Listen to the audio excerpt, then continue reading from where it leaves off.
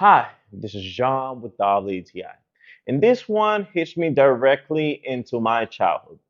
So every time I've always been a fan of chocolate. It doesn't matter the presentation, cookies, ice cream, whatever you want to say, cereal, whatever. This is where this Emperador cookies comes into place. This is a hard outside, soft in the inside cookie that is just tastes great.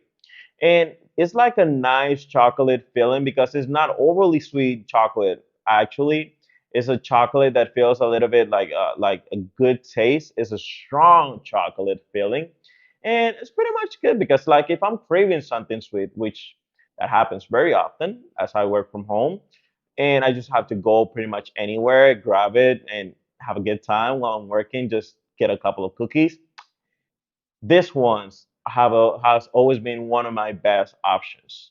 So convenience is just easier. Put it in the backpack, pretty much take it anywhere. And please don't open this in front of your friends because they're gonna start asking you. So this was John with WTI, and that was my point of view.